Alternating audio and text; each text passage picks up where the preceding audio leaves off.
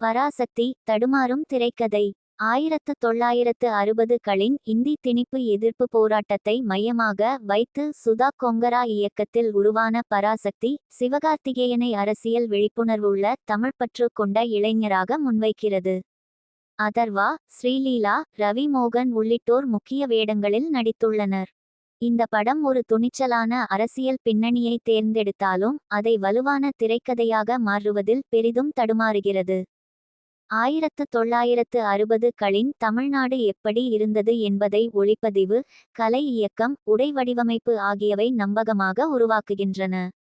GV. பிரகாஷின் இசையும் அந்த சூழலை வலுப்படுத்துகிறது. ஆனால் கதையின் ஓட்டம் மீண்டும் மீண்டும் காதல் காட்சிகளுக்குள் சிக்கிக்கொண்டு வேகத்தை இழக்கிறது. தணிக்கை வெட்டுகள் காட்சிகளின் இயல்பான தொடர்ச்சியையும் பாதிக்கின்றன. இதனால் முதல் பாதி பார்வையாளரின் பொறுமையை சோதிக்கிறது. இந்தி திணிப்பு, அரசியல் அழுத்தங்கள், இளைஞர்களின் எதிர்ப்பு ஆகியவை ஒன்றாக வெடிக்கும் இடைவேளை காட்சிதான் படத்தின் முக்கியமான திருப்புமுனை. இங்கேதான் பராசக்தி உண்மையில் ஒரு அரசியல் நாடகமாக மாறுகிறது. ஆனால் அந்த உந்துதலை இரண்டாம் பாதி தாங்கிக் கொள்ளவில்லை. போராட்ட உணர்வுகள் ஆழமாக வளர்வதற்கு பதிலாக மேலோட்டமாக மட்டுமே கடந்து செல்கின்றன. எழுத்தும் திரைக்கதையும் உணர்ச்சி தாக்கத்தை உருவாக்க தவறுகின்றன. இதனால் படம் தொடங்கிய தீவிரம் மெதுவாக கரைந்து விடுகிறது. இந்த படத்தை உண்மையில் தாங்கி நிற்பது சிவகார்த்திகேயனின் நடிப்பே.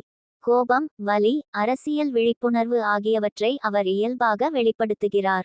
ரவி மோகன் வில்லனாக புதுமையான தேர்வாக இருந்தாலும் அவரது பாத்திரத்திற்கு போதுமான வலிமை வழங்கப்படவில்லை. பராசக்தி ஒரு தோல்வியடைந்த முயற்சி அல்ல, ஆனால் ஒரு முக்கியமான மொழி. அரசியல் கதையை எடுத்த பிறகு அதற்கு தேவையான திரைக்கதை வலிமையை முழுமையாக உருவாக்காத படம். தீயுடன் தொடங்கிய கதை முடிவில் தாக்கம் குறைந்த சாம்பலாக மாறுகிறது. திமுக தயாரித்த இப்படத்தில் காங்கிரஸை தாக்குவது தான் வினோதம். கூட்டணி கட்சியான காங்கிரஸ் திமுகவை கழட்டி விடும் என இவர்களுக்கு தெரிந்து இருக்கிறது. இது போன்ற திரைப்பட விமர்சனங்களை அறிந்து கொள்ள TL ராக்கர்ஸ் யூடியூப் சேனலை சப்ஸ்கிரைப் பண்ணி கொள்ளுங்கள். பதிவுகள் பிடித்திருந்தால் லைக் பண்ணுங்கள். அடுத்த திரைப்படத்தில் சந்திப்போம். நன்றி.